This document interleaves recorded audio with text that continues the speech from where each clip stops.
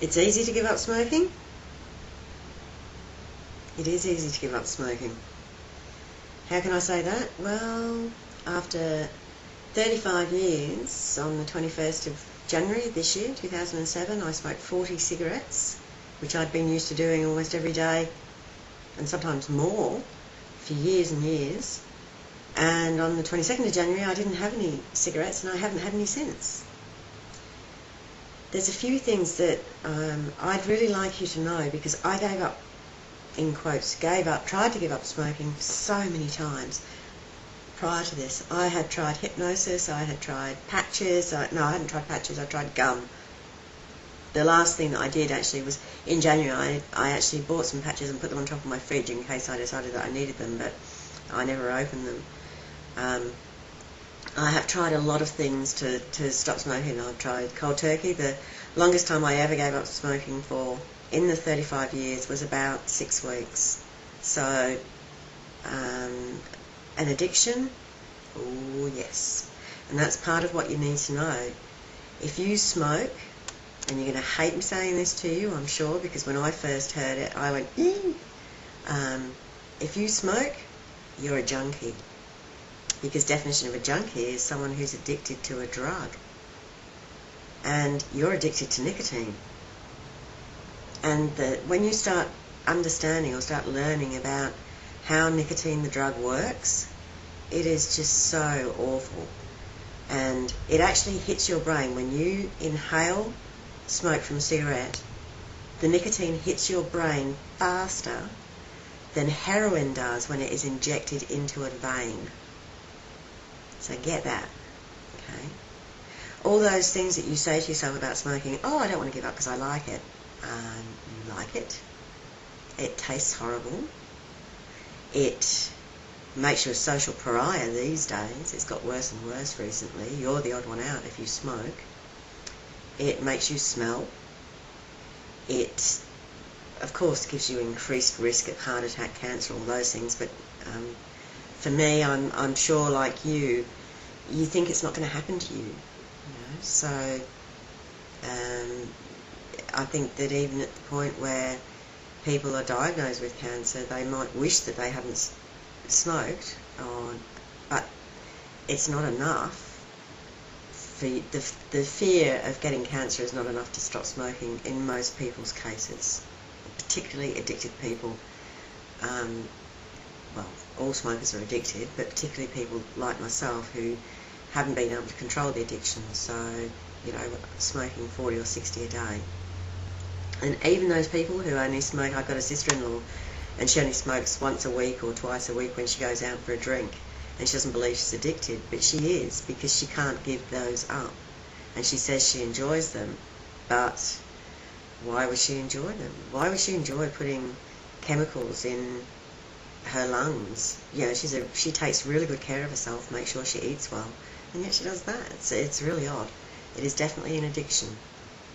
And there's a book by a guy called Alan Carr, which is C-A-R-R, and he's a Pommy guy, actually, an English guy. And in this book, it's just a horrible book to read. It really is. It just is so repetitive, but force yourself to read it. Go and get it. It's called The Easy Way to Stop Smoking, or The Easy Way to Quit Smoking, or something. And hopefully, like me, you'll find that something will trigger in you, and you'll finally be able to stop. And the funny thing for me was that it was the junkie. I don't see myself as a junkie. I never have seen myself as a junkie. But that's what I was. And I didn't want to be a junkie. I didn't want my life controlled by other things. So on the day that I gave up, in the morning I woke up, and I'm sure a lot of smokers who have tried to stop smoking can relate to this. In the past, when I'd stopped, within 5 minutes, all I could think about was, oh, I wanted to smoke, but I better not go down to the shop. I've got to give it a better go than this, and blah blah blah. And eventually, you just break. Well, with this, it was completely different. If I felt like a cigarette, it was, no, that's not me wanting a cigarette. That's my body craving the nicotine. And when you start looking at it like that, it's not that you want a cigarette, it's that your body is craving the nicotine, then it's easier to just say, well, no, if I keep not giving it the nicotine, eventually it's going to give up wanting it. And that's exactly what's happened. So it's over 10 months. And the other thing that I will say as well is I've put on a bit of weight, quite a bit of weight actually, but I made the decision that I wasn't going to stress about that. If I wanted to eat all day for the first few months, which is what I did, I put on like 10 kilos, 12 kilos, something like that. That's quite a lot. I think that's about 25 pounds or more. But I made the decision that I'd be easy on myself. I stopped smoking, and then now, my date next week, in fact the 29th of October, is that I'm going to start eating more sensibly and maybe cutting back a bit on some of the wine that I drink and things like that to start losing the weight.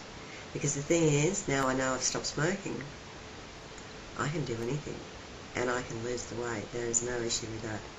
So, have a go. But you've got to make sure your head's in the right place. And when your head is in the right place, it is easy to give up smoking. And you can't give up for anyone else. You can't give up because it costs too much. You can't give up because of your health. You can't give up. It's got to be that you've just had enough. And it's, you know, not that you think you should. It's that you have just got to. So find out what your, you know, what the thing is, what the trigger is for you. Like I say, I found out that, you know, the vision of me as a junkie just didn't fit. One of the ways actually that one of my friends gave up was every time she had a cigarette, she went and smoked it in front of a mirror. And that's a really interesting concept, because do you really look cool? You know, I've got all these little lines on my top lip here from all the times I went. So you'll know, even if you're young now, you know that when you see women that are, you know, 45 or 50, anyone who's smoked will have those little lines on their lips. So if you're vain, that's another reason to give up smoking, because you get lots more wrinkles and things. Anyway, I do wish you luck, because obviously it is much more healthy not to smoke, and it's much better for the people around you as well. But ultimately, it has to be your decision. And it's seriously, when you make that decision and you have this thing, you've got to have something to tell you that the day or the when you stop, when you want a cigarette, when you feel like you want a cigarette, know that it's not that you want one, because you don't. That's why you're stopping smoking. The only reason you want a cigarette is because your body is craving the nicotine. And that's exactly what a heroin addict goes through. Their body craves heroin. That's exactly what a speed addict goes through. Their body craves amphetamines. And it's exactly what an alcoholic does. Their body craves the alcohol. And smoking is no different. It's just a different drug. And the interesting thing is, it actually acts quicker than all those on the brain. So, with that, I'll get back to doing my normal business videos. I just thought that I'd just throw that one in, because it would be good if I could even help one person give up smoking. Wouldn't that be wonderful? Catch ya.